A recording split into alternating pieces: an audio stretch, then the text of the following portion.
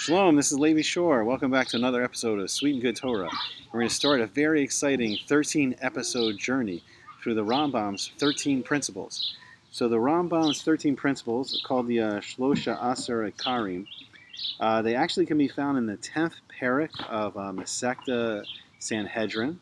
It's the Gemara Sanhedrin, which deals with the way Torah courts should be set up and then how the different beis dins are officiated.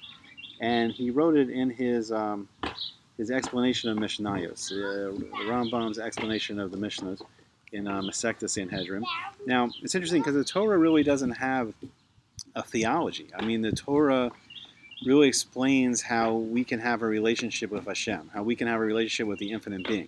But as other religions started popping up that started pushing a theology, Rambam and some other classical Mefarshim thought it was important to write down what would the theology be of the Torah to compare to these other religions, so Jewish people would have a clear understanding of exactly what the hashkafa, what the philosophy of the Torah is.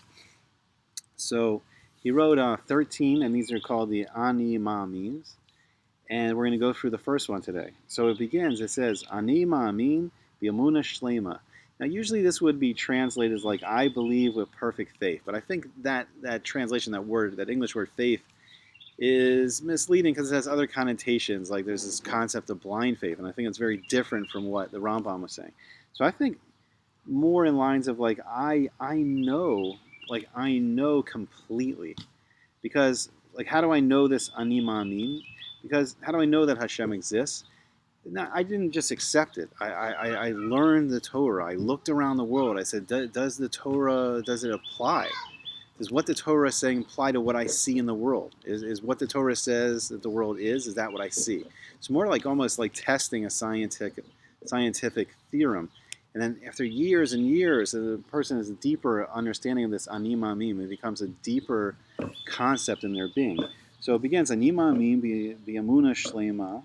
So I know completely that Habore Yisbarach Shemo, that the Creator, may His name be blessed. Hu Bore Umanchi L'chol Habruim, and I think this is very important that He is the Creator, and He directs, He guides all the creation, everything that's created. I think that's an important concept because there is some other theologies out there that say, there is this infinite Creator. And he's kind of like a watchmaker, and he built a watch, and he walked away. And this is like it's maybe part of some of the founders of America. It was some of their core philosophy. But I think it's important that the Ani Maamin teaches us, and the Torah teaches us that not only is Hashem creator, but Hashem is constantly creating the world anew every day, and He's guiding and He's directing everything that happens and everything in the creation. So v'hu levado asa. V'osa v'yasa l'chol hamaisim, and He Himself, no one else. There's no other power. That He Himself, that He has done it. He has made it. He has created it. That He is constantly creating it. He is constantly making the creation, and that He will make into the future. He will make, everything that will exist into the future. All of Maisim, all of everything that exists, and all of every action of the constant process of creation. So there's a song called Yigdal, and the Yigdal goes through these 13 principles. And maybe we're going to look at the first part of the Yigdal. I want to give us a little bit of a deeper understanding of this first Ani Maamin. So it starts at Yigdal Elokim Chai V'Yishtabach. So may Elokim, may the aspect of God, may the aspect of Hashem, the Elokim, which is more of the judgment, Gavora, restraint aspect of Hashem, may that be great. That will become great one day, and it'll become exalted one day. The name Elokim will become great and exalted. Now, this infinite creator that's creating and directing everything, is He not great already? Of course. But the world doesn't recognize this yet. And as we move closer through the Ikvach, the Mashiach right now, the birth pangs of the coming Mashiach, then into Yemot's Mashiach, and finally the world will get to a place where they will recognize the greatness of Hashem. So may His name, Elohim, become great to all the world, and we have a deeper understanding when all the world will be Ani Maamin, and He'll be praised. All right, so then the next part of the Yigdal says, Nimsa ve'ein eis el mitziuso. that he exists, but there's no time or time limits upon his existence, to his existence. Now this is very important because Hashem didn't just create time and space, but it's a very important understanding that he is outside time and space. Time and space is something that he's created for existence, but he is not bound by any of this. He lives outside of all time and space. Now, Echad ve'en yachid ki yichudo, that he is one. He is this perfect unity, and there is no unity like his unity. That's very difficult. I don't know if I have complete understanding of this, but like we live in a world of, we are finite and everything's like divided into parts. Like our body's divided into parts. Like we have two eyes, we have two ears, we have two arms, two legs, and Hashem doesn't have any of this division. He is this perfect unity, this infinite unity. So Nelam v'gam ein sof liachduso, that he is hidden, and ein sof, and there's no end. He is infinite, and this is what Hashem is called in the Kabbalah, that he is the ein sof, that he is the infinite being, and there's no end to him. And liachduso, to his unity. So there is a Nelam v'gam ein sof liachduso. So it's important to understand because like we can't see infinity. Like we are limited. We are in this neshama. We are this spiritual. We are a spiritual being. We are this neshama, this soul, which has infinite qualities because it was created in the Tselem Elokim. It was created in the image of Elokim, and it was created with some of the essence of Elokim. But in this physical body, in this physical world, we are limited, and we can't grasp. We can't perceive infinite. So Rav Noach Weinberg Sal of Esha Torah, he always said something very interesting. He said that like the rest of the nations, like they have got this concept of like that Hashem is almighty, that they get this concept that there's this all-powerful God, and they've got this concept of like omnipotence.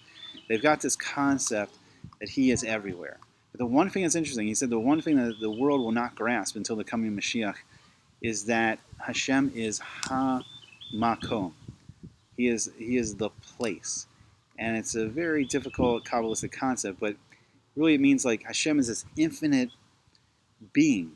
And then he created inside himself all of existence, all of time and space and everything that exists is created inside him, and he is outside of that. Even though he permeates everything, Hashem is hamakom, he's the place of everything.